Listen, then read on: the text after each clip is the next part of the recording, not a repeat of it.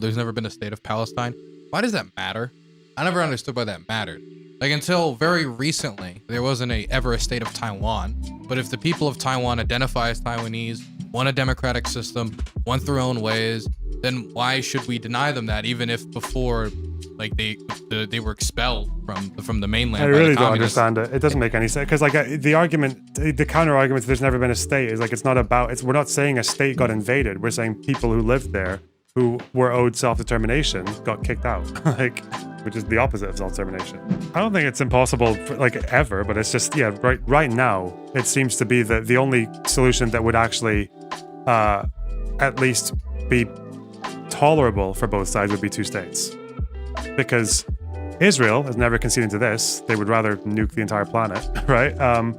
And neither of them want this. So it's like you kind of have to meet there. But obviously that might change, because if diplomacy even starts, there's going to be a whole process, and then people's preferences for any of these three things will obviously change throughout that. So that's why I hate people in the West arguing over one or two states. It's the most boring conversation you can have on the subject. And you know why people do it? I don't know if I told you this before. People have that conversation. They prefer that conversation because people in this side of the world have a colonizer mindset. They want to argue over borders and partition.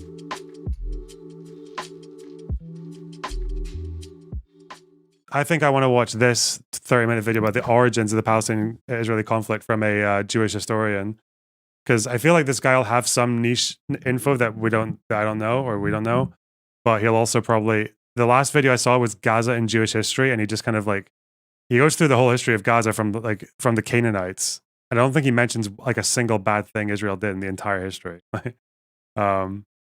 So. It has 474 likes, not a single dislike. So I doubt it has a single inaccuracy, because people like it. No, he's not going to be inaccurate. It's like an omission thing. He's clearly got like a bias, but oh well, let's have a look. Because let's see. I don't think he's like a bad dude or anything. It's just, yeah, there's clearly a bias there. Maruzi, I'm not going to watch the video of the Nutty Putty Cave incident.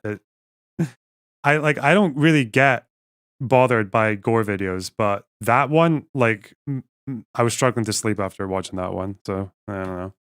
Anyway, let's go. You ready? Yes. Wait. Okay, now I'm ready. Okay.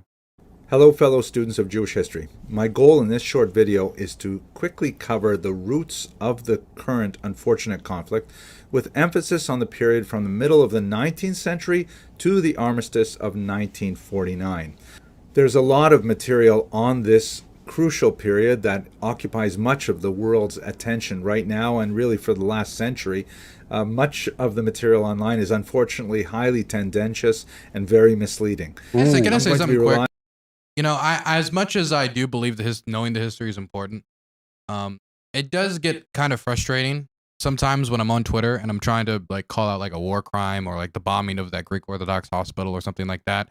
And somebody will say like, well, you know, it's a very complicated war. And the thing is, there's no amount of detail that you can give me that's going to make me be like, yeah, bombing that church, that church, there's no evidence that Hamas was operating in. You know, now if I just knew a little bit more about the Jews, then I would understand it. If I knew a little bit more about Jewish or Israeli history, I'd understand it. As much as, you know, we should know the history, like you don't need to know all of the history to call out the bombing of civilian infrastructure or call out the lack of proportionality from the Israeli response. I've kind of noticed that. I think as long as but it depends on what your principles are, right? Because I think the history matters to a lot of people who go down this line of who was there first or who made the first move, and that's what we should use to apply to our politics today, right? I think that's whose original land is it, who's indigenous, and all this shit. But yeah, because I've always had the consistent position that there are three main things that people want that they deserve in that area, right? And it's Israeli civilians deserve to live in the security, right? Palestinians deserve this. Well, both of them deserve to live in security, and Palestinians deserve self-determination that they don't have, and the refugees deserve refugee rights. Like as long as those three things remain constant, it's like you should be fine regardless of what the history is. But I guess the problem is when cuck bastard.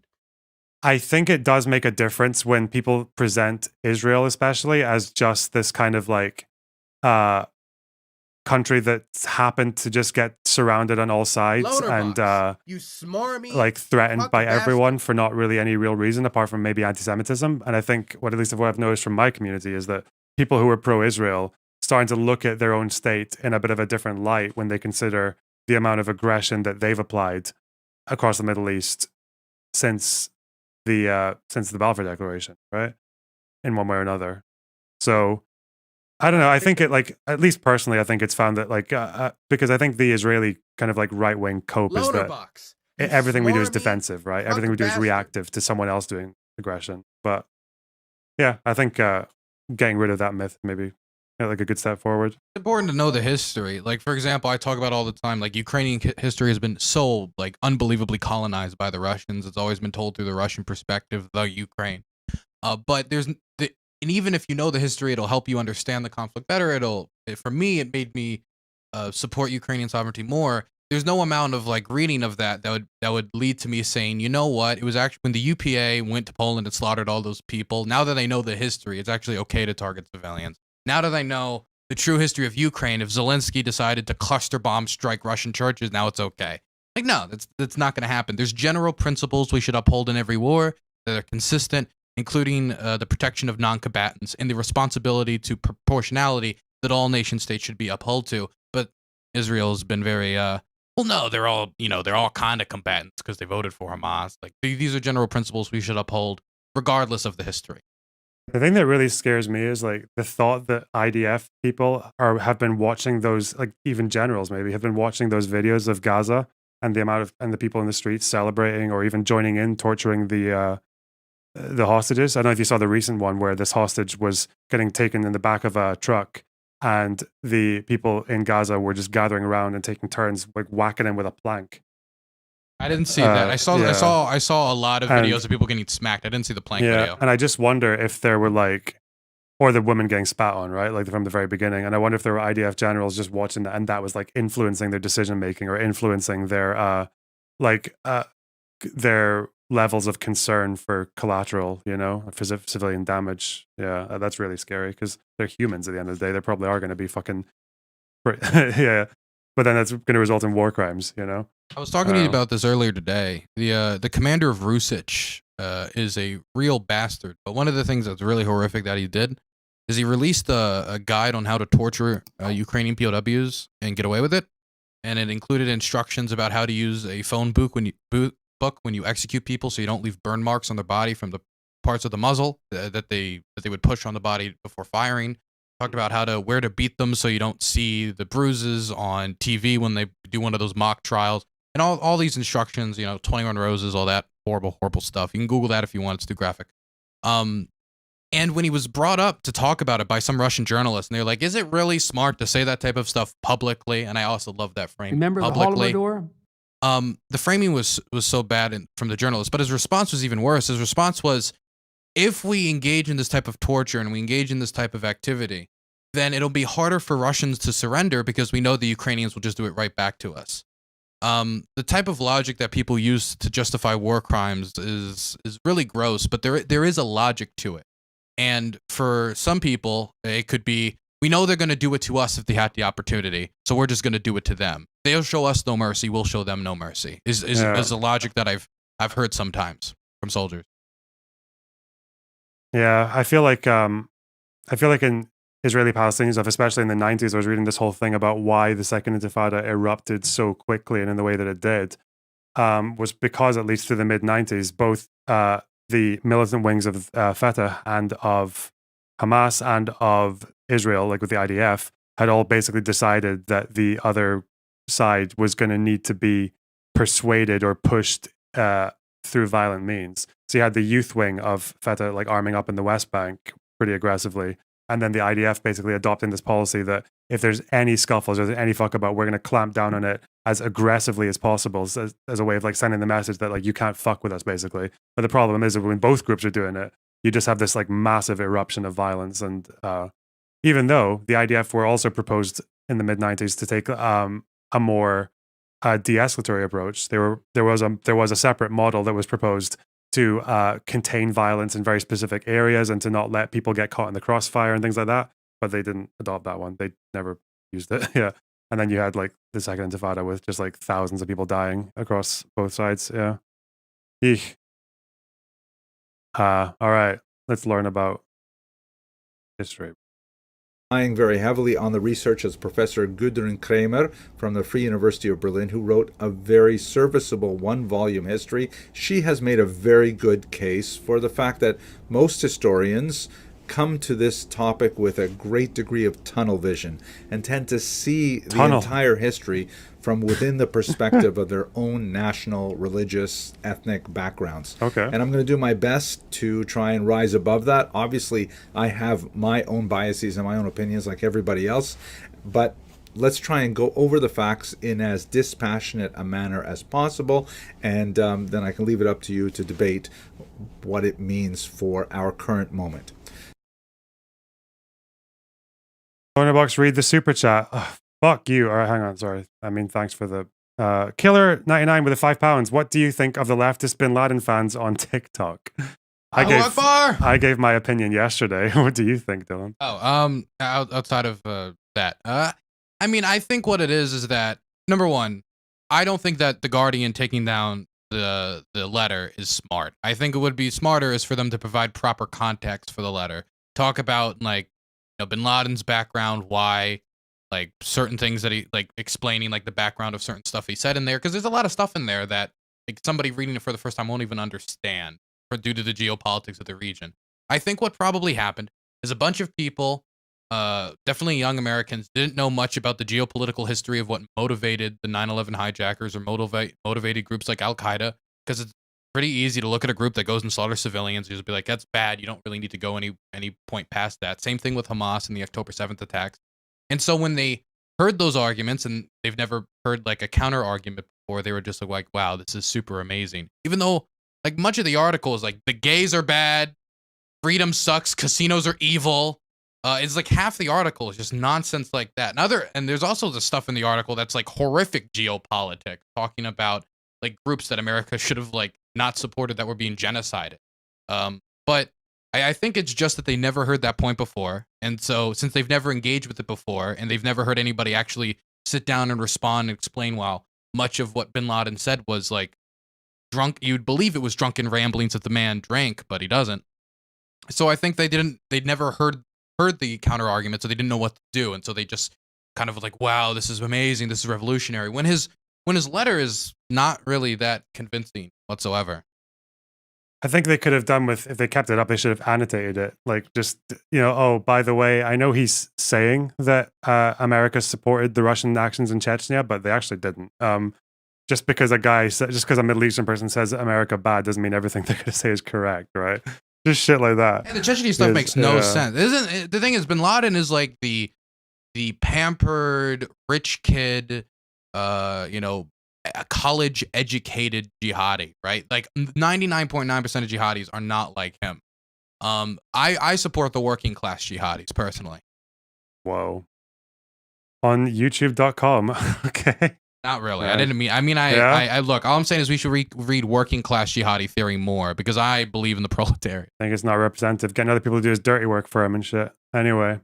Trans Rights Crab with a 5 Canadian. Thank you very much. Can you ask Dylan if it's okay for me to endearingly call him Banderite Burns? LonerBox, if not, what about the Maryland Menace? Bastard. Maryland Banderite Burns is fine. I already get called like an Azovite and all these other things all the time. But yeah, sure, I don't care. I'm already called a pervert, so how worse can it get than that? Do we think Bin Laden was a champagne terrorist? I like that. Champagne terrorist. All right. Afraz Kazmi with the 400. I think those are rupees as well. They are. Dylan, what's your opinion on Burma and the refugees coming to India causing ethnic strife in Manipur? I think that they should still accept the refugees. I mean, they were ethnically cleansed. They were slaughtered by the Myanmar military. If they're sent back, there's a good reason to believe that they'll all be slaughtered and killed. So I think that to some extent they have to suck it up and provide the responsibility that nation states have when refugees flee to their country. If you look at how the Myanmar military engages in warfare, it is, we heard that there's some rebels over here, so we're going to come here, rape, murder, and kill everyone, burn down the village, and hopefully there'll be no more resistance in this area. And if a villager does not flee in time, they will gang rape them, they will kill them, and they will slaughter them. This has been well documented. They'll burn the corpses afterward as a message to other people in the region. And so if that's the type of stuff that they would be sending them back to if they were to expel them, then they have to accept them, and they have to find a way to live with them until the civil war in Myanmar is over and a democratic government and a multi-ethnic coalition has been installed. Walden TV, thanks for the $4.99. Well, that's okay. We're get through this video. Shit. So let's start with a discussion of terminology, because as Professor Kramer rightly points out, there is power in naming things. And so my intention here is just to achieve clarity, even though some anachronisms may result. And I apologize for those of you who are deeply steeped in this history. This will be somewhat basic. But let's just make sure we're all on the same page with this. First of all, the term Palestinian. So Palestine is the name that was given to this region of the world. In the next section, I'm going to take you through some maps to say, well, which region exactly. It is a term that derives originally from a Roman adaptation in the 2nd century. After having dealt with 3 revolts of the Jewish population, they decided to completely wipe out the name Judea, which was the Jewish name of the southern part of what would be the land of Israel today. I know it's picky, but there were people who were calling it Palestine before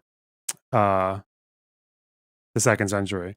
I don't know if it was that, if the name Judea was like completely wiped out, as if like there were other people calling it different things. But yeah, Herodotus was calling it Palestine like 500 years before the Jewish revolts. So, but again, that's still a contention though. It's a contention about how solidified that decision was after Bar Kokhba. But again, not that it matters. It's just funny that people fight over it. Yeah. Anyway. I know, like there was the one like revolt during the Roman times. I don't know anything about the other ones. Did like their football team win or something? Like, do you know about the other revolts? What team? Their football team. Like, do you know what caused the other revolts? Do you know? The Jewish revolts. Yeah. I thought it was persecution. No, probably. If it was Romans. I don't even know exactly what Bar Kokhba was about. Why they did it. Like.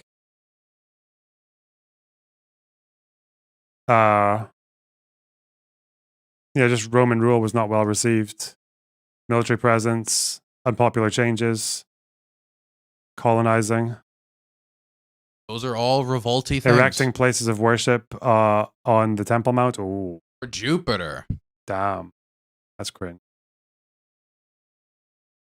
Yeah, just decolonial struggle. Okay. All right.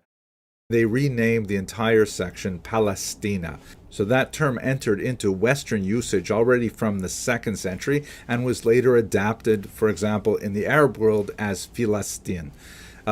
Now, Palestinian was also used in the 20th century and in the 19th century as well to refer to Jews who lived in this region as well, who would call themselves Palestinian Jews. I know that sounds strange today, but for example, look at this newspaper, the Palestine Post, which is actually a Jewish newspaper.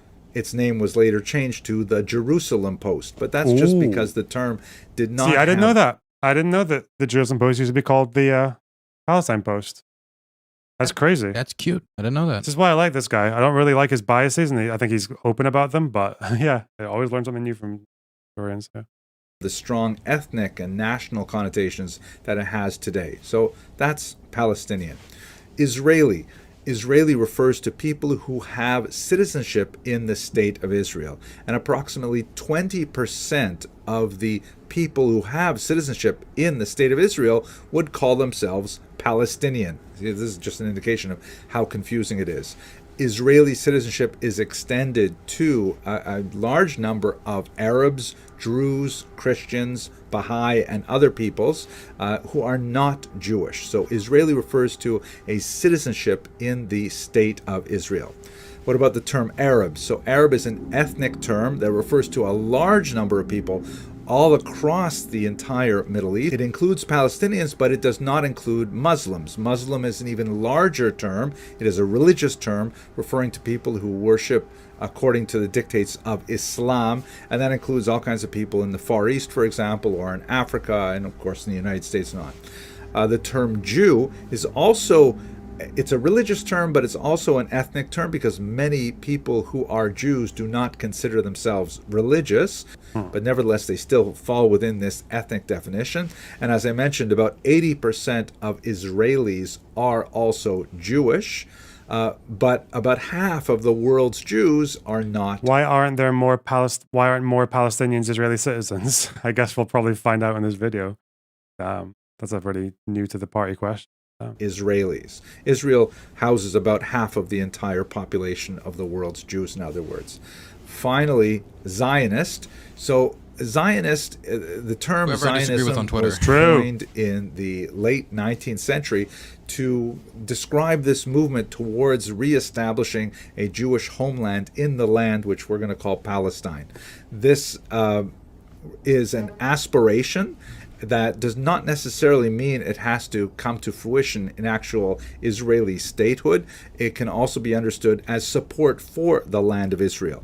And once again, the majority of Jews clearly are Zionist and support the state of Israel to one degree or another, but there are many Jews who are not Zionists. There are even some Israelis who are not Zionist, believe it or not. Ooh. That's because Israel is a democratic country that tolerates a very wide range of difference of opinion on a whole host of political, social, economic, and other issues.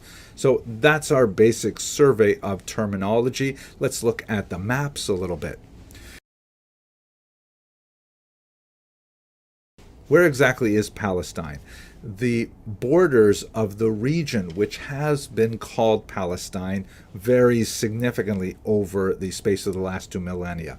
There has never been a state of Palestine, that is true, but the region has had that term already, as we see, from the 2nd century.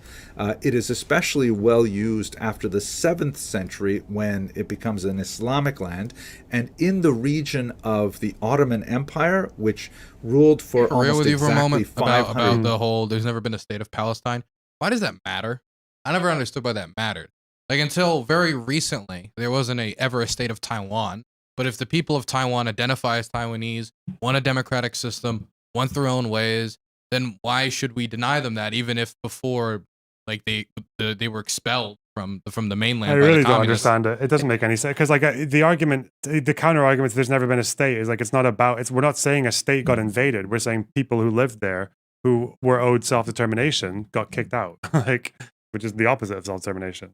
Until recently, there was never a Ukrainian state, which there was a Ukrainian state. There was briefly before the Soviet takeover, the Ukrainian People's Republic. There, of course, was like the anarchist, like, Ukrainian Free State in the south, led by Nestor Makhno. There were all these different variations of Ukrainian state. Of course, the Ukrainian Soviet Socialist Republic, and then, of course, modern Ukraine. But if none of that ever happened, and the entire time the Russian Tsardom just continued to dominate Ukraine, and then the Russian Tsardom collapsed today, does that mean because there was never a Ukrainian state, that makes the creation of Ukrainian state stupid or not necessary if the people want it? It makes no sense to me. But I come from a self-determination perspective, not like a super like nationalistic, like Russian perspective or like nationalistic Israeli perspective. Well, that's it's kind of like if Ukraine, after the Declaration of Independence, like right after it just got invaded by Russia, and like, well, it's not a state yet. Sorry. Yeah. Probably one of the weaker arguments, but yeah. For years until the beginning of the 20th century, it was actually divided between two administrative sections, that of Jerusalem and that of Beirut. So the regional identity of Palestine. Have you seen that? The no flag, no country. But they got a flag. I know, because the Israelis are very, very. They ban it. They ban it, and they crack down. They beat up people with watermelons. I've seen it. Have you seen the Remember no the flag? Holodomor? Albert, thanks for the sub. Have you seen this? I have not. There's the Lego version's probably better. And we built up empires. We stole countries. That's what you do. That's how you build an empire. We stole countries with the cunning use of flags. Yeah. You just sail around the world and stick a flag in. I claim India for Britain. And they go, you can't claim us. We live here. 500 million of us. Do you have a flag?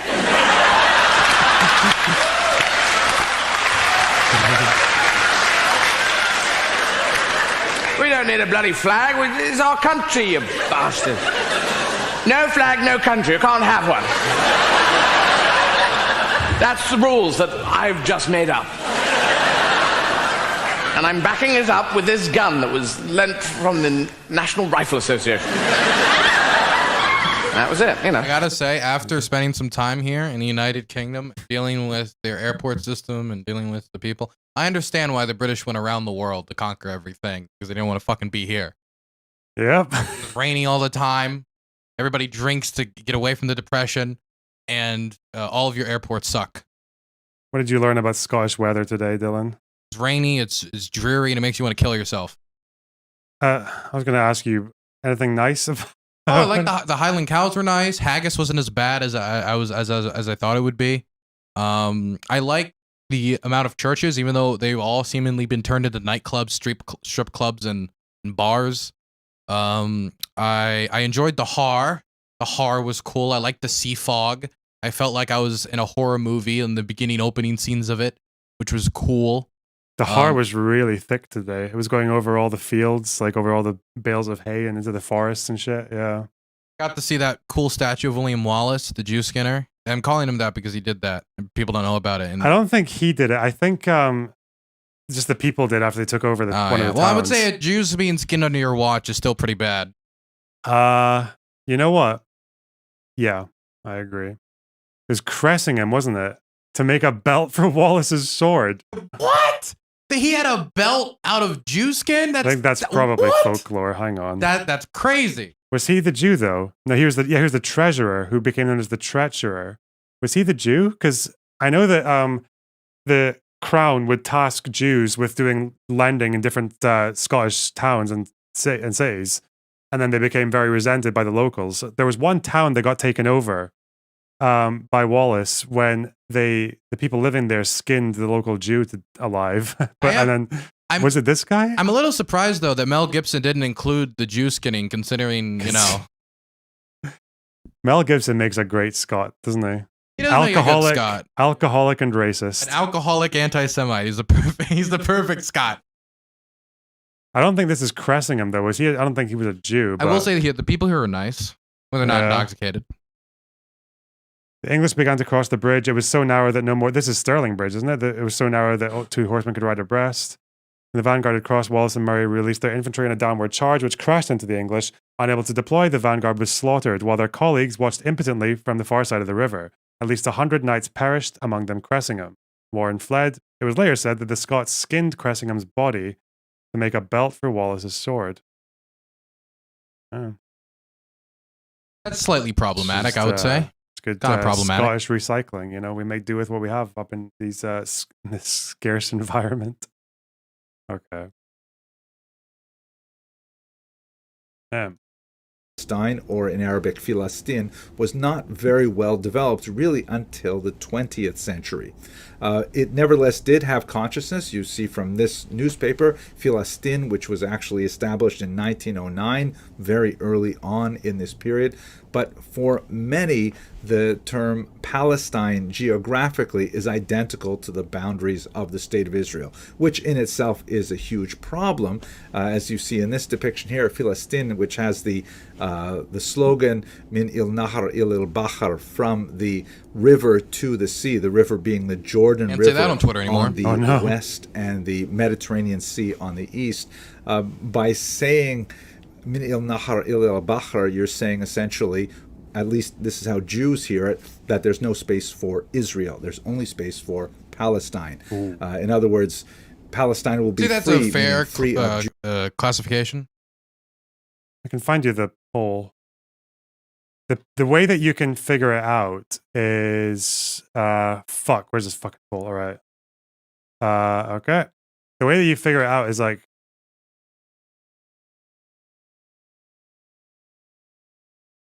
when you see polls that ask you about one or two states, usually one state is split up into one state solution for two peoples and a Palestinian state from the river to the sea, as if they're they're different things. Usually, this one gets like between 20 and 30%. This one gets like between 60 and 70%. This is just after the war started. This is like a month into the war. So 5% of Palestinians agreed with the idea of one state solution for two peoples. 74% said Palestinians safe from the river to the sea. So it does kind of sound that when they say this, they don't mean for two peoples. Can I be honest? Right? I've seen people using the recent polling from Palestine to kind of justify the bombing of Palestine. Like, hey, they hate us, they hate Israel. Look at the polling, they hate Israel. And the person that's being polled is having their house next to them actively like demolished, and half their family killed in Israeli airstrike. I mean, what do you think they're going to answer in a poll? If you asked Ukrainians right now in a poll, like, hey, do you think Russia should no longer exist? Like 90% of them would be like, of course, and we would no longer be bombed. I think it would makes more sense to me, at least, to look at the polling before the fighting. I think it would make more sense. Before the fighting, I think one state solution for two peoples was polling. Yeah, it was polling around 27, 28%. River to the sea was usually still polling around 60 or 50%. So it'd be like a 17-point jump. Yeah. Like this has usually been, sometimes one state for two peoples will overtake two states, but I think that's rare. That's only been in the last few years. Generally, the hierarchy of preference is river to the sea first, then two states, then one state for two peoples. But the thing is like when Western leftists call for river to the sea, they think they're saying this, right? Yeah, I remember, what's his name? Ben Collins, I think Destiny had a debate with. I was watching him ask for like one democratic state where everybody lives together in harmony and like hits drums in a drum circle or whatever. It doesn't seem, there's just so much spite. It just doesn't seem practical. I just don't, it's hard to believe it's possible. I don't think it's impossible for, like ever, but it's just, yeah, right now, it seems to be that the only solution that would actually at least be tolerable for both sides would be two states. Because Israel has never conceded to this. They would rather nuke the entire planet, right? And neither of them want this. So it's like you kind of have to meet there. But obviously that might change because if diplomacy even starts, there's going to be a whole process, and then people's preferences for any of these three things will obviously change throughout that. So, or it might not, but yeah, who knows? That's kind of how I see it. That's why I hate people in the fucking West arguing over one or two states. It's the most boring conversation you can have on this subject. And you know why people do it?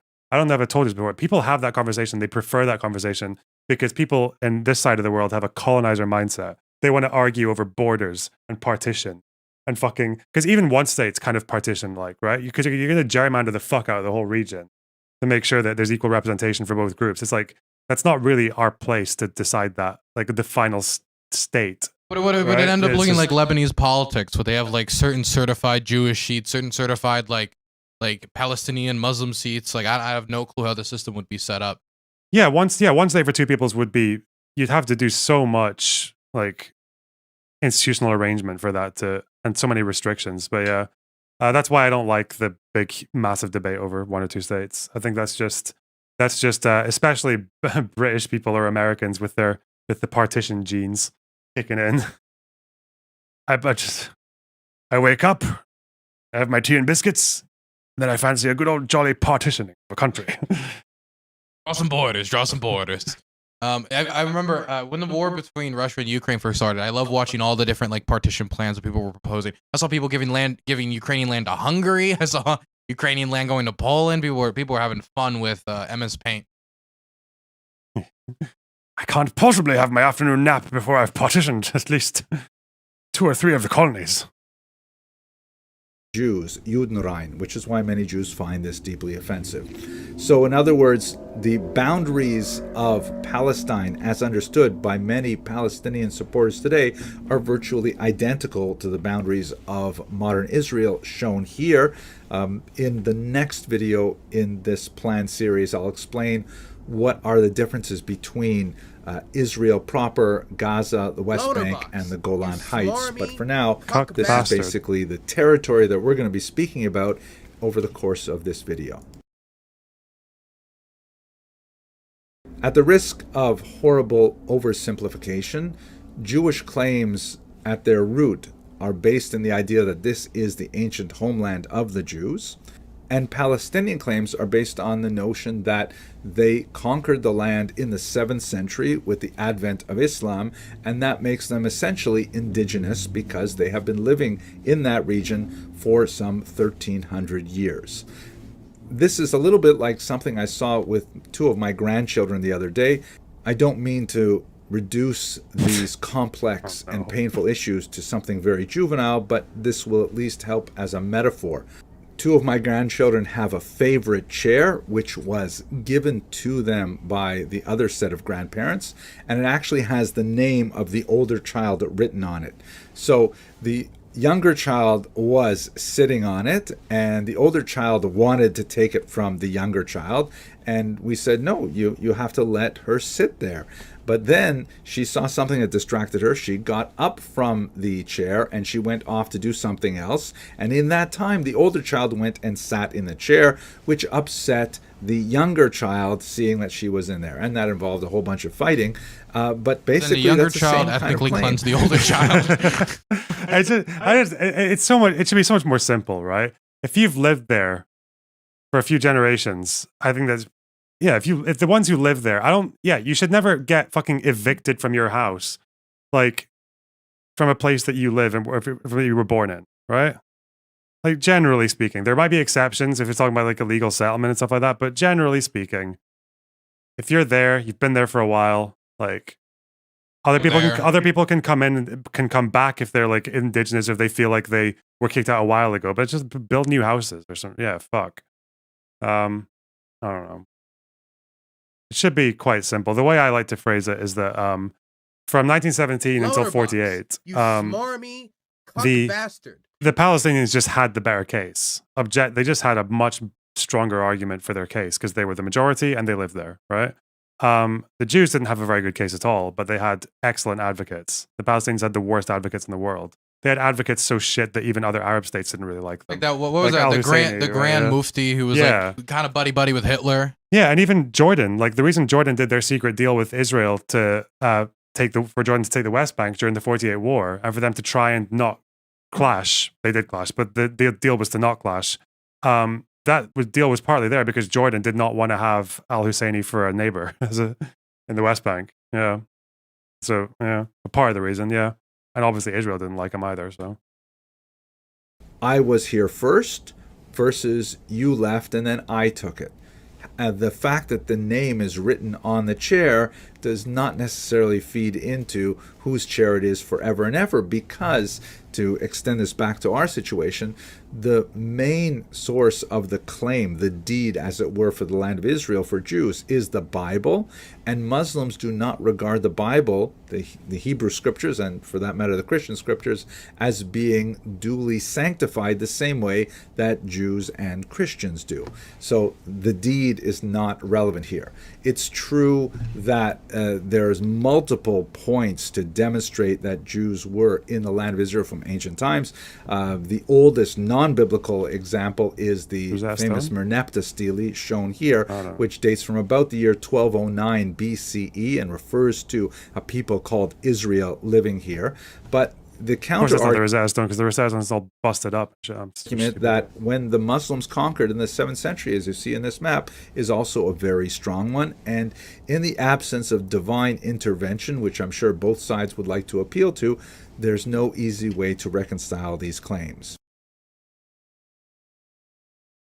So let's move to the Ottoman period and specifically. I feel like he could have done a job at presenting the secular arguments as well, right? Because the Jewish argument, they do have a secular argument, which is that they were indigenous, that they were there, then they were kicked out, and then the Muslim conquest came after. He did say they were indigenous, right? Yeah, and then the Arab one is that, well, we lived here, so it's like human rights. Yeah, I don't know. I feel like that's maybe a better way to phrase the argument, but yeah, the religious one, I don't know.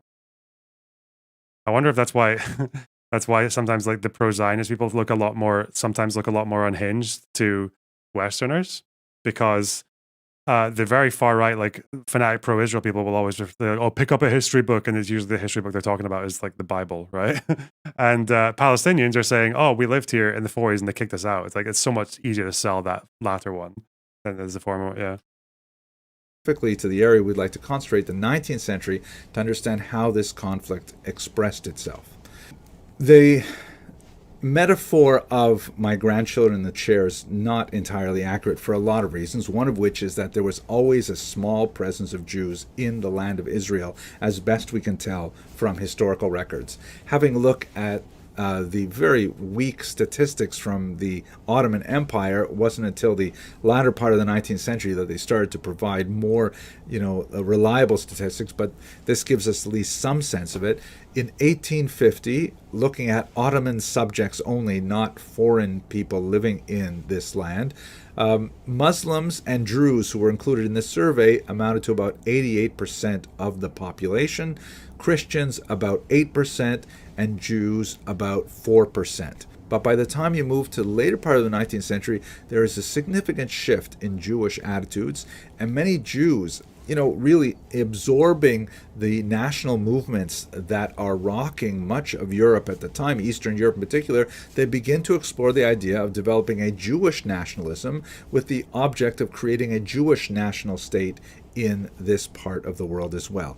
The most famous early movement is called Bilu, taken from this verse in the Bible, Beit Yaakov l'chu v'nelcha, house of Jacob, let us arise and go, meaning go to the land of Israel and colonize it there in order to establish a Jewish settlement back in the ancient homeland. And in fact, they did, working the land with some success, but they were heavily supported by Jews around the world. The idea of Zionism, especially promoted by Theodor Herzl, really caught the imagination of Jews living around the world, saying, yes, of course, this is a fantastic idea. And although most Jews were not specifically willing to pick themselves up and move to Israel, they were overwhelmingly very happy to support the movement, especially financially. You can see in this poster here, these are some English language posters, help him build Palestine. Once again, it's clearly a Jewish poster. At the bottom, it's written in Yiddish, helft im boyen Eretz Yisrael, help him build the land of Israel. This was the kind of fundraising poster that was used by the Jewish National Fund, established specifically to buy lands in Palestine, which they bought legally throughout this entire period. Here's another one that gives you a sense of the. It looks very Soviet, like labor movement, because I guess it was like a lot of socialists at the beginning of the Zionist movement. Yeah. Ben-Gurion, I believe. Yeah. He wanted to be like the Jewish Lenin, didn't he? Pretty sure that's exactly what he said. He wanted to be like a Jewish Lenin. Did he say that? I don't know if he said that, but I believe I've heard that somewhere. Somebody in chat can tell me if I'm wrong. Well, the Soviets were the first they were the first state to give de jure recognition to Israel. So, in America, very shortly after. Do you think he's going to talk about what they did after they bought the land, like kicking off the old tenants and stuff like that? Do you think there's going to be any mention? I don't know. Maybe. It's you can always tell the bias when people talk about the initial purchases, because if you're pro-Zionist, you'll just say they bought land and drained the swamps and made Jewish magic on the farmland to make it like a prosperous economy, right? Or the picture of them buying a sand dune and building Tel Aviv on it, right? Next to Jaffa.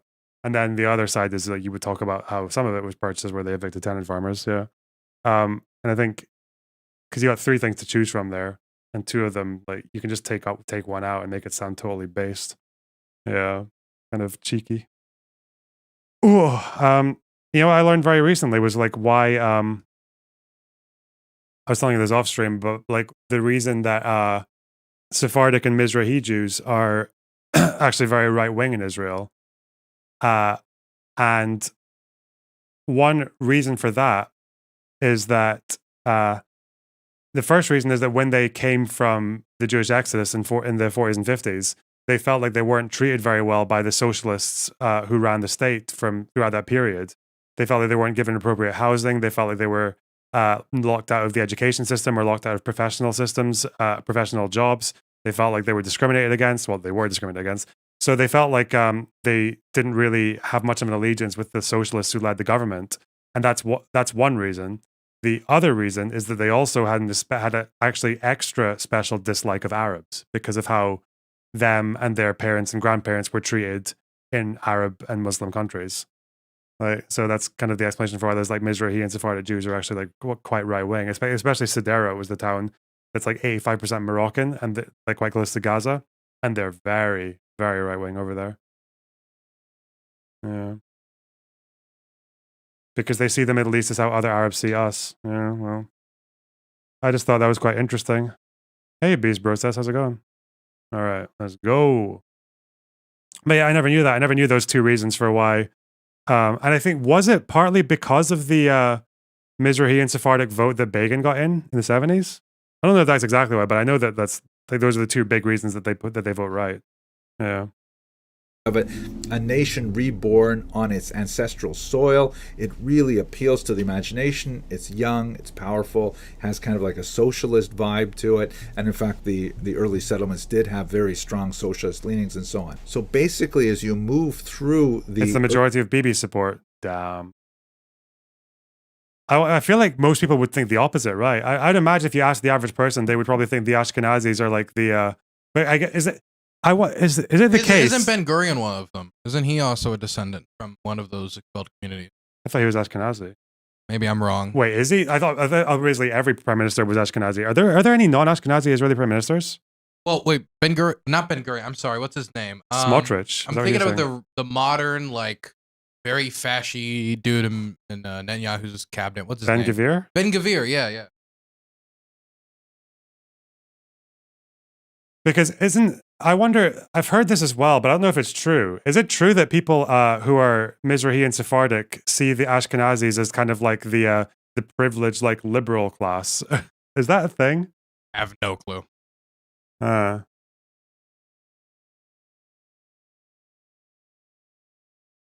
don't know.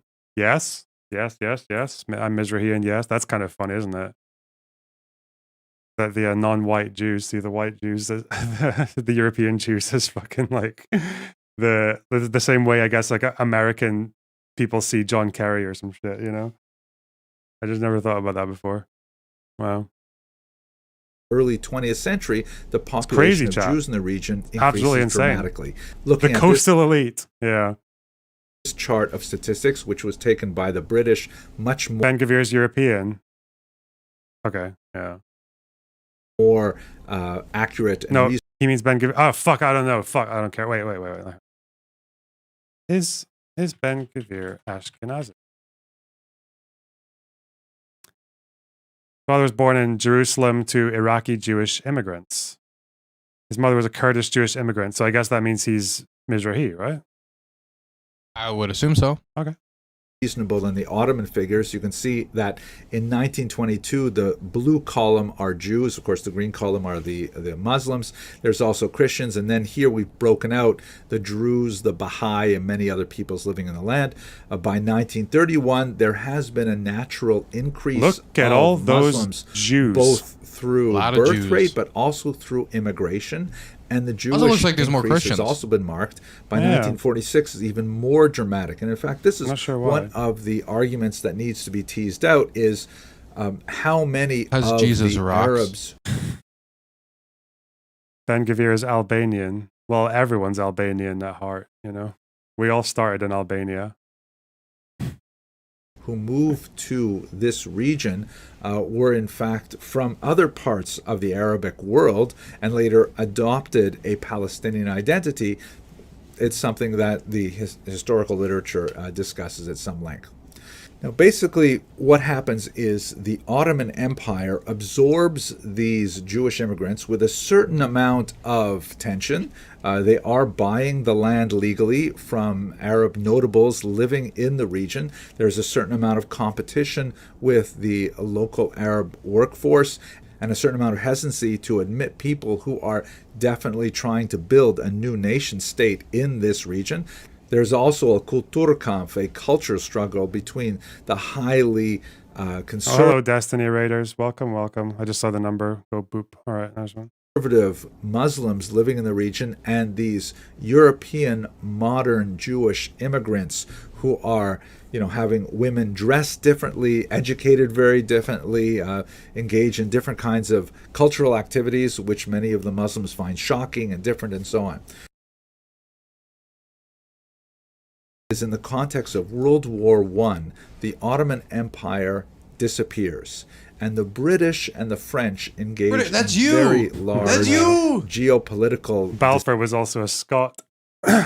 Balfour's a Scottish name. And that's W. I mean, he's not really a real Scot because I think he's one of those Scots who went down to fucking England like for like either for secondary school or for uni like right away. So really, not really he's like J.K. Rowling, he's like a fake Scot. It's really strange how much of early like British advocacy for Zionism is extremely anti-Semitic. Maybe we give them Maybe give them this land. The Jews will use their Jew magic to help us win the war. Yeah. How fucking annoying must it be to be like you fight the Ottomans like an army and you fuck them up so that Britain can win the war, but the Jews are just like, I don't know, they just thought we were more powerful than we were. Yeah, God. I wonder if early Zionists like played tricks on the on like British officials, like they went in there as like pick a card, any card. Jesus Christ. Yeah.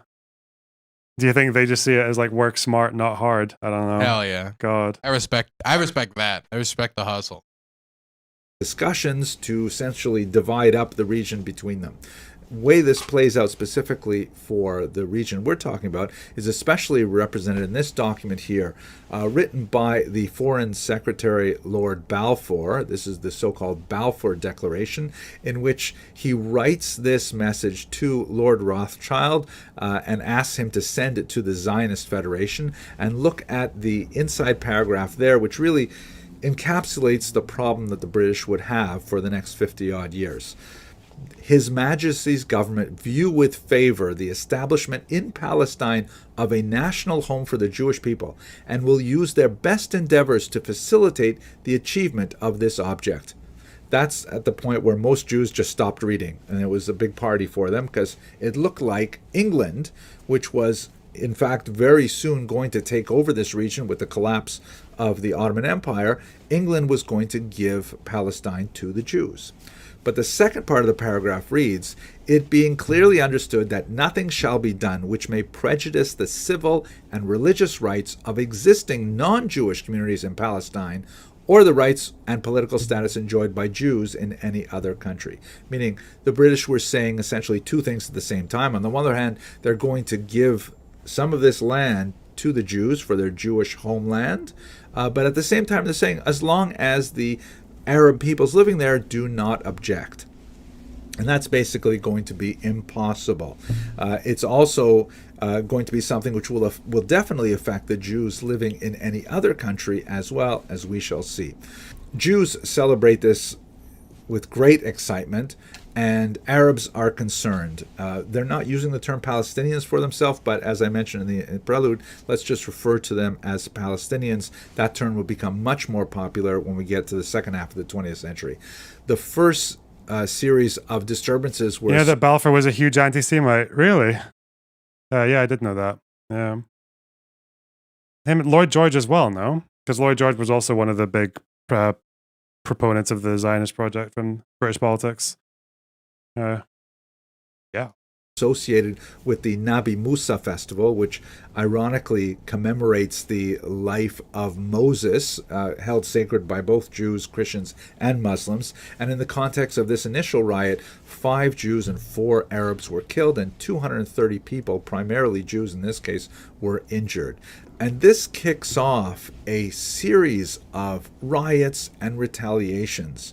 Arab riots against Jews and occasionally Jewish riots against Arabs as well, that go throughout the 1930s, culminating in a major period between 1936 and 1939 of very, very heavy violence. I will allow other historians to work out, which acts of violence were more significant, but there's no question that what people refer to as the cycle of violence really begins in 1920, right after the Balfour Declaration.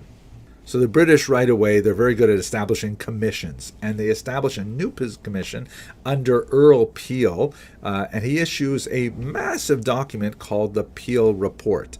And very rarely has anyone said it as well as this particular report does. I'll just read to you one section. This is from chapter 20, which could basically say the same thing about much of the later part of the century as well. How long is the Peel Report? I always wonder if I should actually just read these things. Let me see. Reading's for nerds, am I right, chat? Just ask your streamer what they think of the thing they didn't read. Text of the Peel Commission, 20 chapters, bro. Unless those chapters are like, those chapters, hey, that's chapter 1. A brief account of ancient Jewish times in Palestine, of the Arab conquest and occupation, of the dispersion of Jews and the development of the Jewish problem, and the growth of the meaning of Zionism. Chapter 2. Hey, that's quick. That's pretty nice and quick. Nice and brief. I should really read this because it's not even that long. Every time I hear like a twit longer. the Johnny Commission or the Dixie fucking Cunter Dixie report, Cunter. I'm just like, I don't care. All right. Well, this sounds so boring, but let's see. Let's go. the problem of Palestine is briefly restated. Under the stress of the World War, this is of course World War I, the British government made promises to Arabs and Jews in order to obtain their support. On the strength of those promises, both parties formed certain expectations. The application to Palestine of the mandate system in general, and of the specific mandate in particular, implies the belief that the obligations thus undertaken towards the Arabs and the Jews respectively would prove in course of time to be mutually compatible, owing to the conciliatory effect on the Palestinian Arabs of the material prosperity which Jewish immigration would bring in Palestine as a whole. That belief has not been justified, and there seems to be no hope of its being justified in the future. In other words, the British said that they were hoping that, by having Jews move in, and that report sounds like a J-down, to be honest. I was just thinking that. So if two people say it. improve the economy. And the Peel report actually discusses that, Jewish immigration did help the economy significantly. There was a lot more employment. There was a lot more capital flowing and a lot more foreign investment. When people say this, it's like, how did Jews contribute so much to this economy at that time?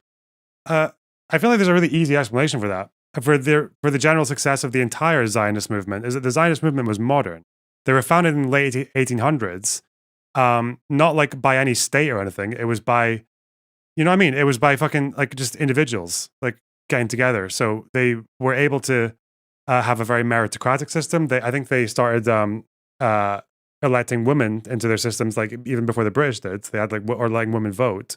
So I think, is it not just because they were more modern, whereas all these systems from the new Arab countries were just like they were leftovers from the old Ottoman system, like an old 100 years old feudal system that was very not meritocratic, like very archaic. So is that not just why? You're saying I should start a nation through Kickstarter. Yeah, the Zionists were like a Kickstarter, and that's kind of why they had a lot more advantages, because they were, I don't know. Because I think that was one of the big problems during the mandate, was that both groups, I think, were invited to start like a sort of like a prelude to a state, bastard. like a precursor to a state. And I think the Jewish one was it like the National Jewish fucking Administration or Agency or something like that? But they did one. They started one. The Palestinian groups the Arabs in that region didn't do that. Because to them, it was just like they were like a feudal kind of lord system, and they just kind of they didn't really have as much incentive to prepare for statehood, right? Not much national aspiration. Just because like the way that the leaderships were appointed, they were appointed in a very again, not meritocratic way. It was the agency, yeah.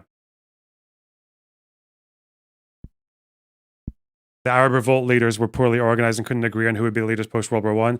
Yeah, that too. Yeah. I think that's a pretty easy explanation. I don't know. That prosperity, because feudalism is it's slow, right? Yeah. Would not help to solve the political dispute between the Arabs and the Jews in this region. Let's go back. But the British people cannot, on that account, repudiate their obligations, and apart from obligations, the existing circumstances in Palestine would still require the most strenuous effort. Was it the Jewish Agency for Israel, the operative branch of the World Zionist Organization? Wasn't this kind of like their precursor to the Jewish state? Working to secure a vibrant Jewish future. Yeah, I think it was this. Yeah, anyway. On the part of the government, which is responsible for the welfare of the country. The existing circumstances are summarized as follows. An irrepressible conflict has arisen between two national communities within the narrow bounds of one small country. There is no common ground between them. Their national aspirations are incompatible. The Arabs desire to revive the traditions of the Arab Golden Age. The Jews desire to show what they can achieve when restored to the land in which the Jewish nation was born. Neither of the two national ideals permits of combination in the service of a single state. This may be the genesis of what was called the two-state solution, which was eagerly pursued by many diplomatic efforts in the second half of the 20th century. God willing, we'll get to that in another lecture. The Peel report had an appendix which laid out a map. Might as well aubergine. The British-controlled aubergine from like Tel Aviv and Jaffa to Jerusalem.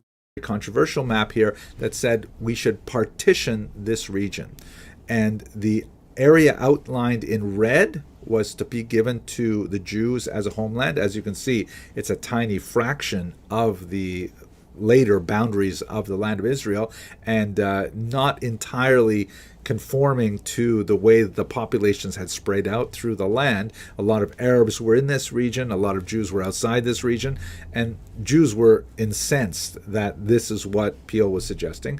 And there's also that kind of like it looks like a word bubble extending from the ocean to Jerusalem. That's supposed to be like an international zone allowing for access to the holy sites in Jerusalem for everybody. And the rest of the region outside of that red line would be an Arab country, presumably attached to what was called Transjordan. Transjordan was actually separated from the British mandate applied to Palestine earlier. So the Jews were incensed. The Arabs were not satisfied, and this came to naught. The period of I heard Mohammed Hijab say that this Peel Commission was accepted by the Arabs, but I have never found. I tried looking for evidence of that, but that's just not true, is it? Unless anyone has anything contrary to it, I don't think this was ever embraced by the Arabs. I know the Zionists rejected it, but okay. Arabs were not satisfied, and this came to naught.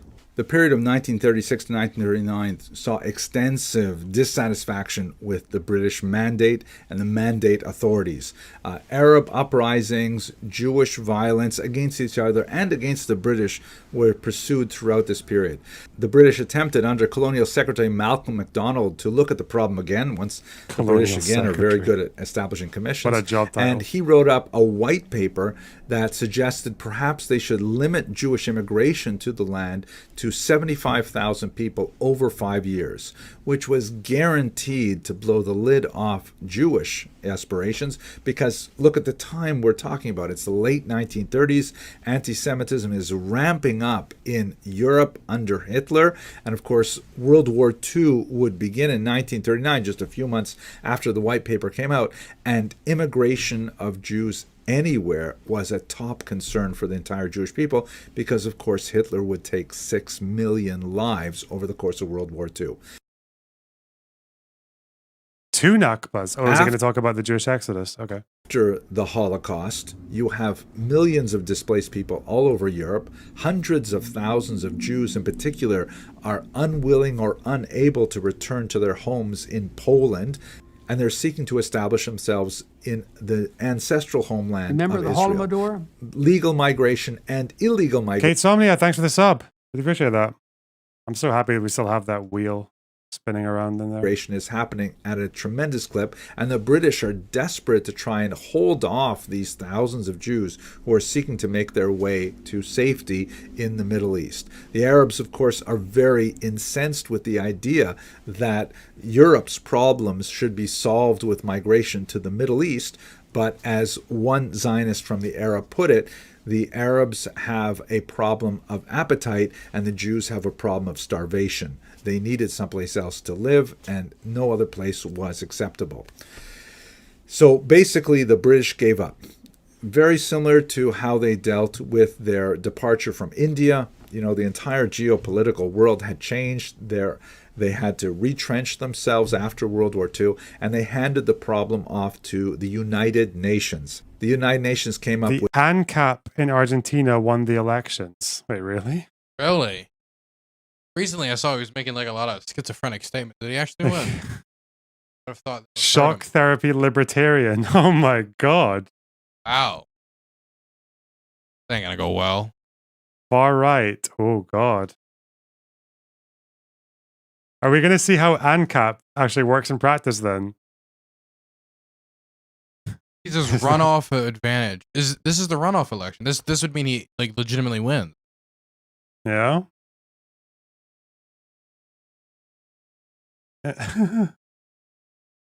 What the fuck?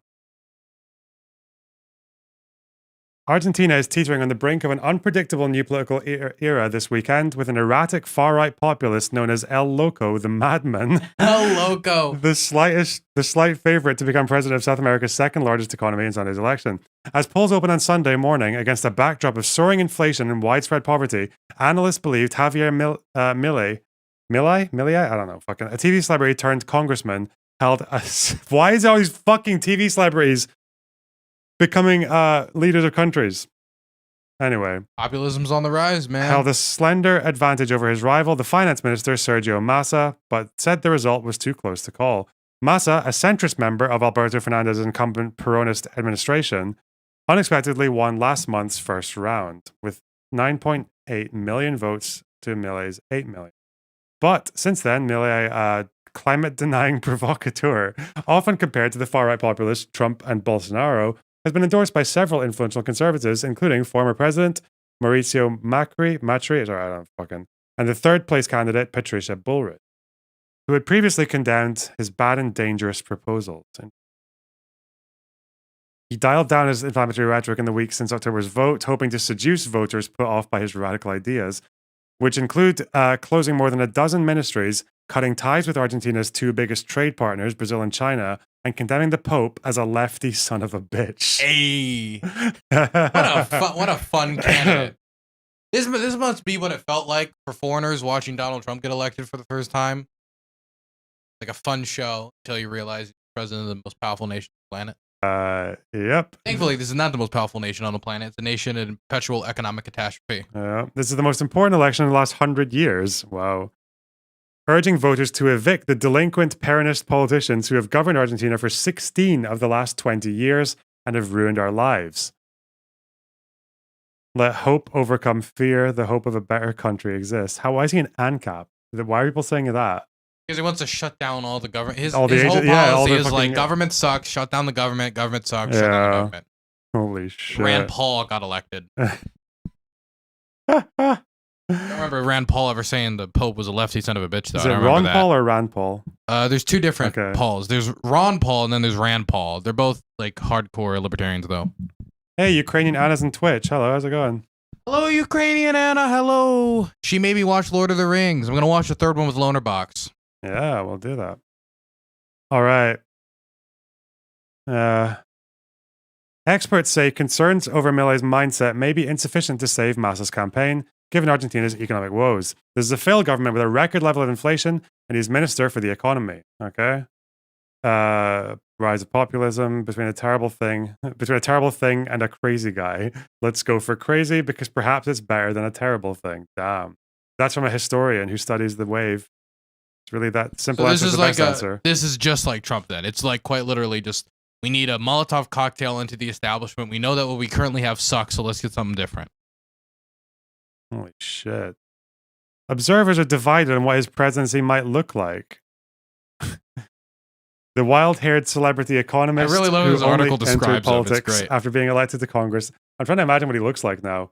But between Dracula and Frankenstein. Okay. He had a recent interview on TV where it looks like he was developing like psychosis in real time, where he was like, "Did you hear that?" Oh, what? This is the policies. Wait. He vowed to abolish the central bank, replace its currency with the dollar. Oh my God. Yeah, I'm an American. I like that. And slashed government expenditure by 14%. On the campaign trail, he has brandished a chainsaw to symbolize his desire to eliminate spending and corruption. His vice presidential running mate, Victoria Villarreal, has ties to members of Argentina's murderous 76 to 83 dictatorship and has controversially questioned the consensus over the number of people killed by that regime. You know what? You know what's happening. Okay, prediction. This guy is going to fail, and he's going to try to drum up nationalism by invading the Falklands. Guys, I'm ready for it. Okay, Britain is we're not the power that we used to be. Okay, and those Falkland Islands are pretty far away, and probably now because of all the lefty Twitch politics shit, maybe a sizable portion of the nation is actually convinced that the Falklands is like British settler colonialism, and we need to give it back to the Hassan will Argentinians. stop the war, and he'll give it to Argentina. Holy shit.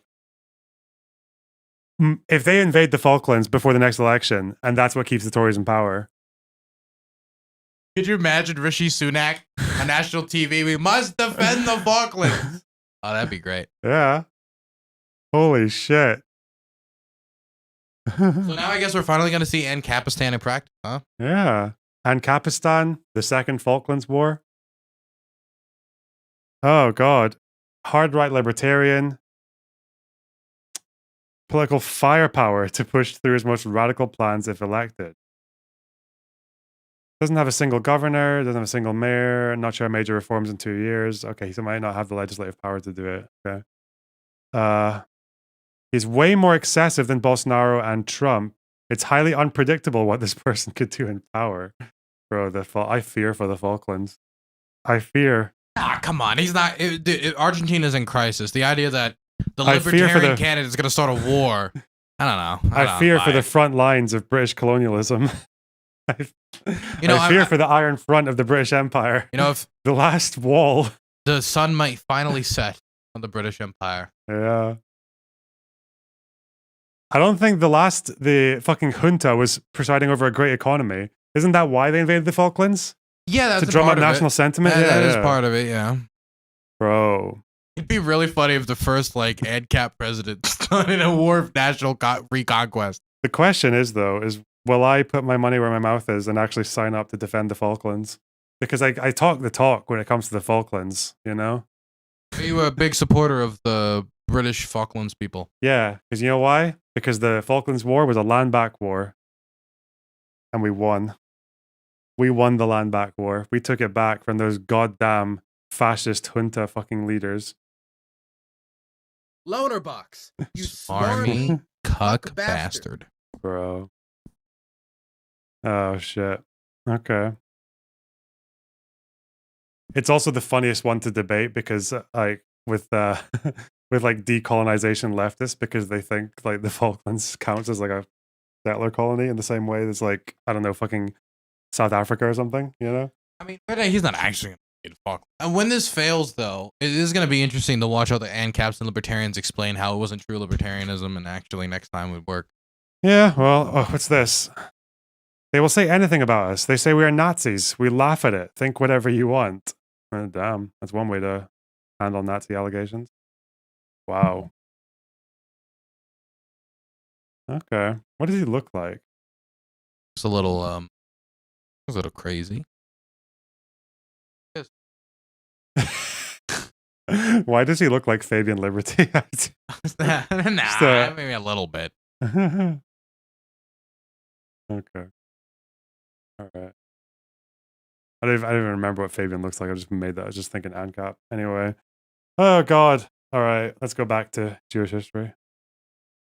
With this resolution, number 181, which essentially said the land should be partitioned into 7 sections. And here's a map which was attached to the bottom of resolution 181 that divides the land of Israel quite differently from the Peel report. The green areas were to be Jewish. There are 3 of them connected by tiny little wastes. And the goldenrod areas are to be Arab, also connected by these little wastes. And a 7th section was to be around the area of Jerusalem, and that was supposed to be, like the Peel report, some kind of international zone. The history after this point is well known. The Jews, now Israelis, accepted the plan, and in 1948 they proclaimed statehood, and they were immediately attacked by Arab armies surrounding them. They fought a very, very difficult war, but ended up managing to not only keep this territory, but in fact expand it somewhat. I don't know if he's just doing it for brevity, but it's you could probably elaborate a bit more on the history. So they accept it, the Arabs reject it, there's civil conflict with irregulars in here, and Israel's on the defensive for a couple of months. And then after they kind of group themselves up with the Haganah and the Irgun and Lehi, is they push back. And in their pushing back, they devise a plan that involves giving people basically carte blanche, because that's what it effectively became, to throw people out of their villages and to burn down or blow up the houses. I mean, even before, it's before the war started, before the Arabs invaded, yeah. like with the, and yeah, like all the massacres and the war crimes that were committed in order to do that. I don't know why they skip I over think that he's gonna. part. I'm sure he Unless has to cover the Nakba. It's impossible to not cover the Nakba. But it's the way that they say, like they declare it, and then the Arabs say no, and then the war, they declare independence, then the war starts, and the Arabs invade. Because I think if you're like the pro-Zionist person, it's like it sells a lot better to say that the expulsions happened all during the war, right? Not that 200 or 300,000 people had already fled before the Arab nations set foot in this territory. Because then Israelis can just point to what happened to the Jews in Jerusalem. Yeah. Well, all right. That's a very important part of this whole history, but we should understand that the conflict with the Palestinians really began even before that war happened. As soon as Resolution 181 was passed and before the British could leave, there was already... You kind of sound like the comments in your Gaza video, but in my Gaza video, I said the reason that they fled was because of the massacres and because of war crimes, right? Like, or because they were directly forced out. So I don't know. That was just because some fucking soy leftists were upset that I didn't call it the Nakba, right? Like, okay. Violence erupting between Jews and Arabs. And a large number of Arabs living in Palestine chose to flee. Somewhere in the range of 700,000 Arabs left their homes seeking safety. Now, one of the larger debates, like we mentioned earlier, with the cycle of violence, is one of the larger debates focuses on the question of why exactly did they leave. It does not take a tremendous amount of imagination to realize that, families flee theaters of war. There were examples of atrocities, and even an atrocity that is exaggerated and spread through the rumor mill is something that will strike fear in the heart of a family and would cause them to flee. Once again, did you know that Ben-Gurion's government tried to poison Palestinian wells unsuccessfully, but they did that specifically because they wanted to expel the Palestinians?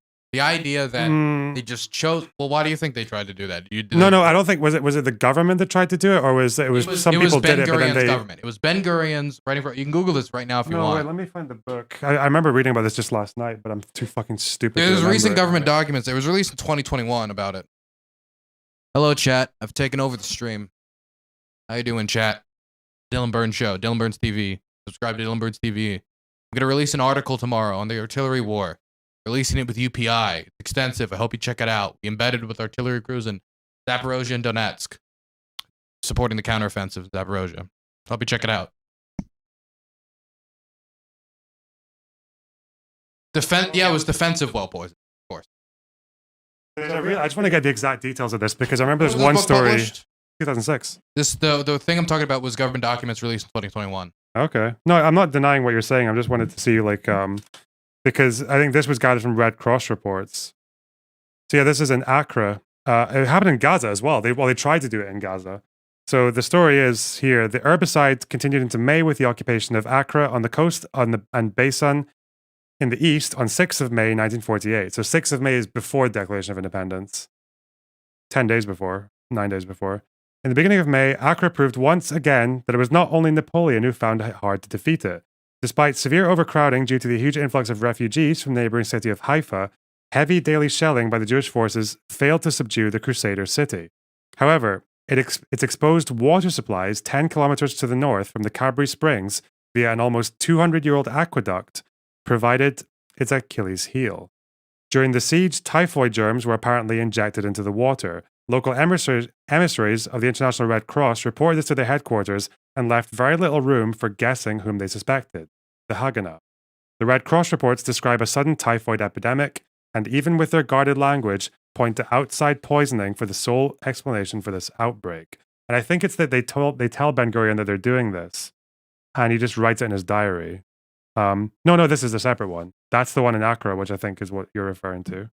Because that looks like they were actually... Well, the thing I'm talking about is failed. Right? They failed to poison in the instances I'm talking about. No, the failed incident is in Gaza, I think, isn't it? A similar attempt to poison the water supply in Gaza on the 27th of May was foiled. The Egyptians caught 2 Jews, David Horan and David Mizrahi, trying to inject typhoid and dysentery viruses into Gaza's wells. General Yadin reported the incident to Ben-Gurion, then the Israel Prime Minister, who duly entered it in his diary without comment. The two were later executed by the Egyptians without any official Israeli protestations. So pretty bad. And the thing is, the well poisoning isn't what expelled most of the Palestinians, but I think it shows clear intent. Yeah, of course there was intent to expel. Yeah, of course. Yeah. That's not even the debate. The debate is just whether or not it was like part of a policy of war, as in like if they're aggressive to us and if we have to fight for this village, then we kick them out because we don't want the village. Because I think the military justification that they'll use is they'll say that if the only way they could win this war was to clear out the villages so that they didn't have to be on the front lines worrying about Arab aggression from the villagers and from militant groups within their borders, right? That's the military justification. The problem was that we know quite a lot of villages that did not resist people got kicked out anyway because the kind of implicit message from the leadership was that no one was really exposed to expulsion, which is why no one was reprimanded for expulsion, even if they didn't need to do it. Like, yeah, so that's kind of like the way that goes. But yeah, I would advise people in chat not to poison wells. It's fucking crazy. That's from Pape, by the way. Anyone was asking ethnic cleansing of Palestine. What do you think of Pape? I think he's a bit clumsy at times, but I don't write him off completely. Like, he was one of the new historians, like, for a reason, you know? Yeah. Yeah. You can get that book online. You can get a PDF of it online. All right. Pirate thing. Stealing is cool.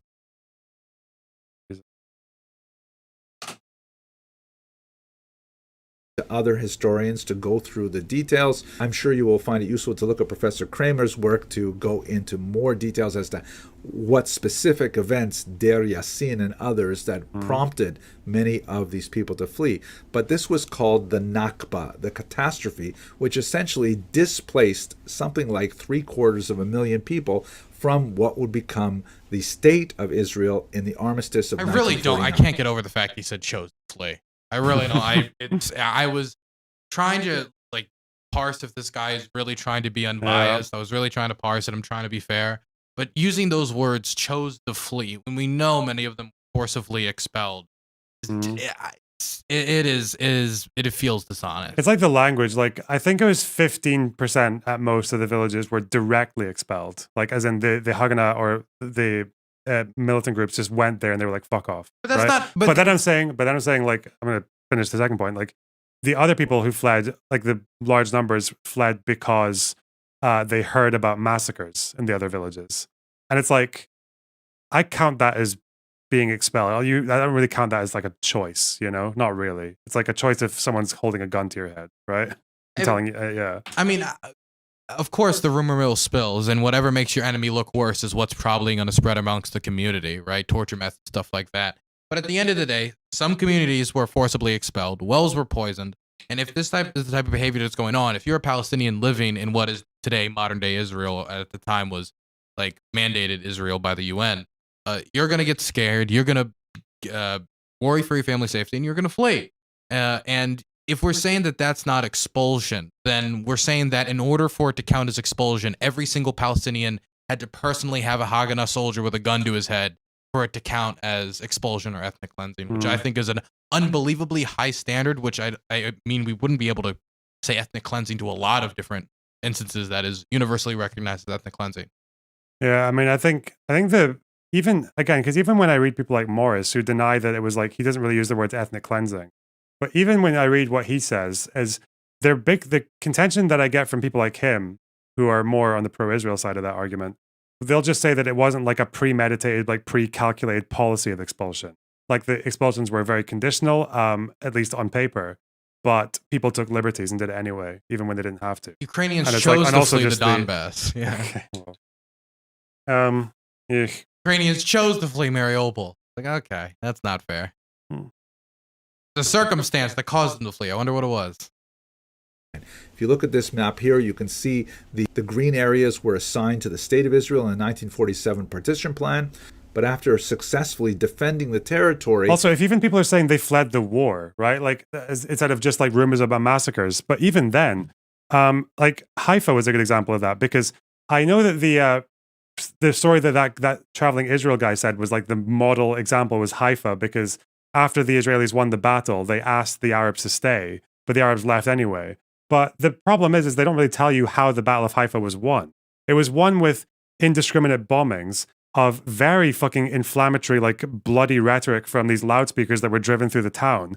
And also, again, like soldiers taking liberties with fucking women and shit like that in the town. And also, like, one of their tactics was to drive vehicles with loudspeakers on them through the town and to play shrieking sounds to terrorize the population. It's like, I feel like the people living there, even if you're telling them to stay, are kind of getting kind of mixed signals from you, you know? He doesn't understand Israeli folk music. Jesus. Okay. The Israelis were able to actually add those pink areas to make the boundaries somewhat more defensible than they were before. That's essentially the origins of the Palestinian Nakba. Sorry, if someone's saying they're anti-Semites in the chat, can you point them out? Because I can't see. Have I not been paying much attention because Dylan's here or what? Hey, chat, if you don't think Jews are cool, you should leave. Official condemnation of anti-Semitism.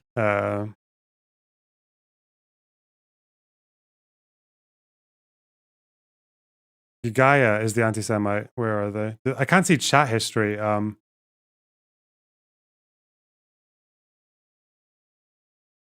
Eternal Oh, right. Okay. That's a big red flag. The Eternal Victims. Where are we? Let's go up. This is how I have to do chat history here. Everything was wrong with being a Zionist. You're currently doing a genocide. That's not quite what Zionist. Why not ban Zionists? Okay. Why did you even create people with different skin colors? Didn't you know it would lead to race? What?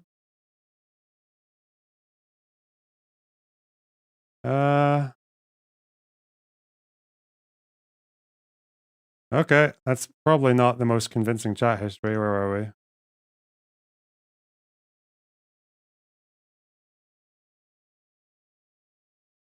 Bye. Damn. It's also important to note that there is a Jewish version of this Nakba at the same time. Shortly after this war, there was a wave of anti-Jewish persecution throughout the Islamic He told you to go back to Poland a few times. world, particularly in Arab lands, and Jews were forced to flee. I don't understand how like the European settler colonialism narrative about Israel, when you consider like why those Europeans, a lot of them went down to Israel, it's fucking a bit weird. Many of these countries, perhaps 800,000 Jews were required to flee. Many of them I love this map. Not in a just because some of the numbers are so insane. Lebanon, it's down to 20 now. It's actually lower than 100. Great, look at Iran. My favorite one is Afghanistan. Where is it? One known Jew in 2019. I like the fun, funky spelling of Iraq there. Oh, yeah.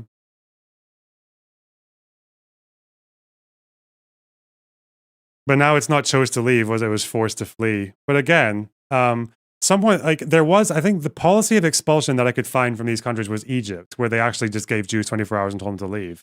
But with the other ones, like I think this one, there is also, again, there's some debate about push and pull factors, because there's the part where people in all these countries were massively persecuted. There were like pogroms and riots happening throughout the 40s, and especially a lot of violence as a result of Israel being formed. And then, but there's also the part with the other half of that story, I guess, is people from Israel coming over and being like, "Hey, you want to come to a nice old Jewish state where there's only Jew?" Yeah. So. This is a question you need to ask people who want to completely destroy Israel. Is number one, not only where did the Jews go? Because then a lot of times you'll get a response of like, I don't know, go back to New Jersey. But when you talk about Jews from Libya, when you talk about Jews from Yemen, what are they going to go back to Houthi-controlled territory? Where are they going to go? Because really, by a lot of that logic, is they have the right to reclaim all the land and property that they lost, right? They can just go and kick out any random Iraqi who lives in what used to be a Jewish home, right? Yeah, that would be the standard. Which I'd love to see who actions that policy of land back. They'd all get killed by Get the 5,000 Afghan Jews back. And again, these are all like populations that will have multiplied, you know? Like, Who is the one known Jew in Afghanistan? I know, I forgot his name, but I remember the story is that he once got arrested, and the story is he was so annoying that the Taliban just let him go. Really good story. He's the last Jew in Afghanistan. Yes, Brackets, I think he's talking about leaving story. now because the Taliban has retaken over, but his story is incredible. He fled. Okay. This is Zablon Simentov. I am only one Jewish Afghanistan. Very good. Very good. Just fucking insane. The cojones, man. The cojones on him. Before 1945, Afghanistan had thousands of Jews, mostly living in the western city of Herat. But they all left for Israel, Europe, and the US because of war, except for Zablon, who still He's remained. got like no fucking front teeth. I don't. Bro. What a fucking dude. I know that I know the story about there only being like 19 or 20 Jews in Lebanon. My dad says he knows all of them, but I want to ask him what they're like. I've never got around to asking what the last Jews in Lebanon are like. That was like an incredible interview. I Interviewing know, the last right? Jews I should in really Lebanon. get him on stream and just be like, can you talk to me about the last Lebanese Jews? I go to Lebanon and I know the they're last all Lebanese Jews. This is awesome. they're all old as fuck, but Yes, this man is the last Afghan Jew living in Afghanistan, a country of 36 million people. Just wait until you hear the rest of his story. As a Jew myself, I am proud of my religion. It's something that always stays with me when I travel, and even though I'm not religious, I like to connect with Jewish communities around the world. So yesterday, when I found out about Zablon, I booked a last-minute flight to Kabul, and the search was on to my dad knows them because he's Nasrallah. Yeah, that's why. Yeah, he knows them in a kind of like he recognizes their names on the list kind of way.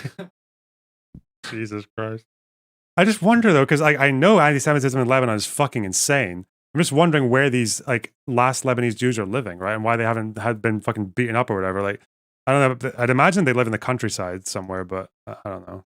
Find him. After asking around a few times, This is it? Alright, I guess we found it. sure enough, I tracked him down on the third floor of this old Listen, apartment. I don't think Cher August is an anti-Semite. Okay, this guy is just like a dumb fuck leftist. Okay. Unless you can show me a specific, like, paste a particular You're message. just saying that because he's owning and wrecking you in chat right now. Yeah. complex. Salam alaikum.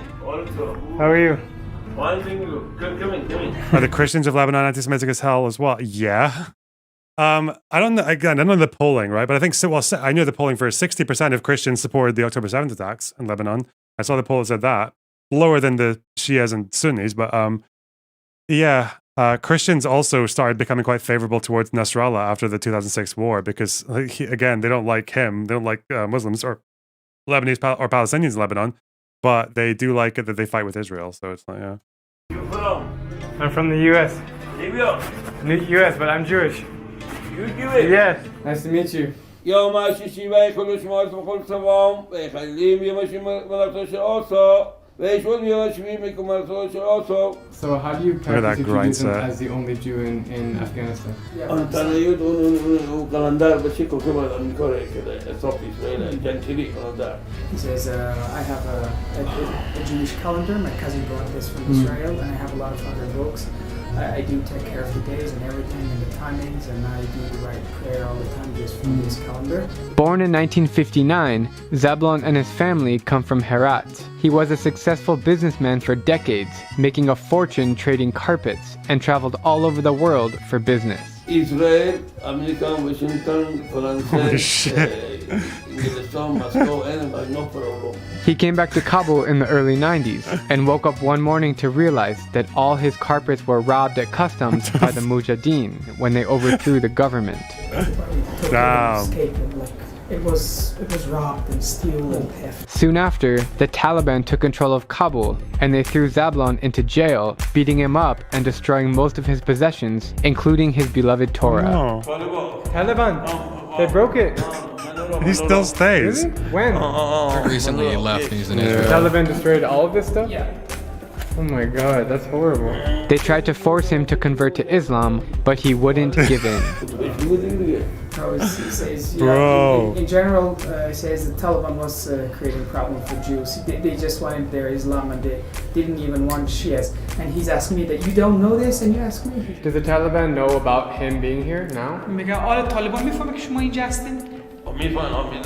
Yes, they know. Is he scared? He says, I'm not afraid. This fucking waddle. What the fuck? So within a few years, This guy is just like... God, somebody has to because the story goes, and this is what I was told, is the reason they kicked him out is they tried to convert him, it didn't work, and eventually he just got so annoying that they just let him go. That's the story I was told. Okay. What is he built of? Is that why he walks funny? Because his balls are so heavy. Like, It must be. like a fucking hippity hop. Right? from a rich businessman to being broke and under control of the Taliban. Meanwhile, his wife and 2 daughters left for Israel. Zablon was eventually freed, and he has made his home here in Kabul to be the sole caretaker of this synagogue. Okay, so we're now entering the synagogue. Oh, it's amazing. It's the only synagogue in Afghanistan. Wow. The Jewish start. I'm sorry, did they really need this much space for one Jew who's coming to this fucking synagogue? What? Cool. Like, one of the most special experiences I've ever had on all my travels is right now. The one synagogue in Afghanistan can just be this guy's fucking bedroom. Like, They could be in a closet. It's one guy.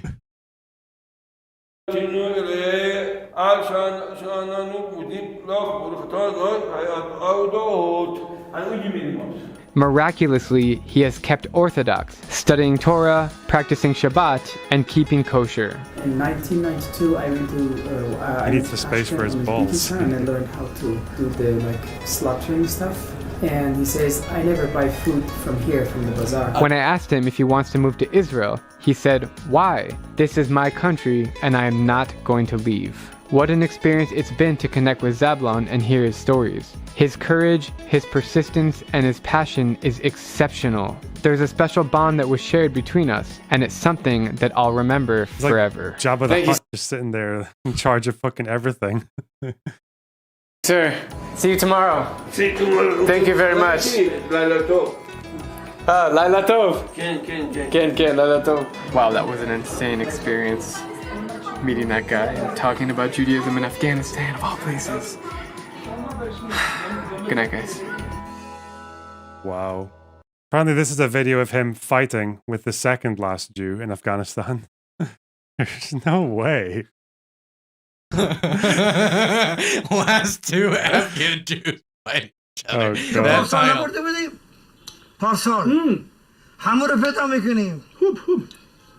آسان چند نفر بودن؟ 3 نفر؟ نه 2 نفر 2 نفر یکی طبله میزد یکی چی میکرد؟ اما شما گفته که خوب نبودن این خواست شما گفته که خوب نبودن یادتون رفت؟ خب چی کنه ابو صدرالدین نیامد آمد گفت بهش گفتم شما مجله داریم اومد من بهش گفتم گو خوب زولان باز ریزنی کرد زولان گفتی بشه از اون رو بشم شما بیا I pissed on your beard. I pissed on your beard. دیونه شدی چی بلا بدی نگفتم من به تو گفتم صدرالدین میگه بیا صدرالدین میگه بیا یه براش تار بزن Cheat them with your false charm. They're fighting from outside a fucking window. No way. Bro. It'd be really funny if we found out it wasn't really the Taliban that drove out most of the Jews, it's just this guy going around. Yeah.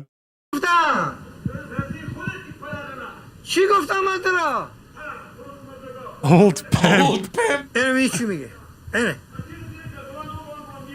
من به تک برای تک کپی ندارم اینه دان اینجا شیشه بیادش فرسان کن اگه دان اینجا شیشه بیا فرسان کن این من برای توش گفتم Just a goy. Oh, that's gold. Oh my God. that is golden. Of course the of course the Afghan Jew community isn't big enough for two of these guys. The fuck. Jesus Christ. زولان دیونه شدی چی بالا من بس بدی نگفتم دان اینجا شاشته اینه یه نان میخوره بیا من بس بگف بدی نگفتم تو میزنی He botched goy. دیگه چی کار داری پدر میگی مرده میگی زن میگی فاش میگی هر چی میخوای میگی چرا بیگناه بشی تقصیر اسرائیلی چی شد افریقی چی شد دوستی رفیقی چی شد من یکی با پدرت کردم با مادرت کردم با برادرت کردم تو که یکی اکبر هم بره برباد کردی What's he gonna say to that? Triple goy. من گویی من نصارا من گابر من ترسال تو خوب او یالا کار من دیگه یالا کار من هر چی که تو میگی من هستم چی میگی زده من یالا کن تو خوب من بعد گوش نمیکنم من بعد سگوارینو به جون میفته ببینی چی More میگه songs. I'm just reading that paragraph. I'm sorry. Like, do you know how many fucking fights I've gotten into with like the pro-Palestinian leftists? Like, there's no way you don't know. Like, oh God, just try to have the sense of perspective. Okay, I fight on all fronts. Okay, you know what? Because I'm like these guys. All right, I'm fighting on all fronts here. Fuck you. Stop saying this. All right. گوش نمیکنم Yeah, LonerBox is a lot like the UPA. You know, he's a lot like Bandera. He's fighting on all fronts. Yeah. Yeah. I am the last Jew on online politics. Okay. I just... God. What a fun video. I know. Jesus Christ. من به تو گپی ندارم میگو سعددین گفتم سعددین گفتم زولان گفتی پیشدو بره تو خب پیشدو بره Most Jewish video I've ever seen. تو به جان من میگه پدر مرده و زنده فاش کنی میگی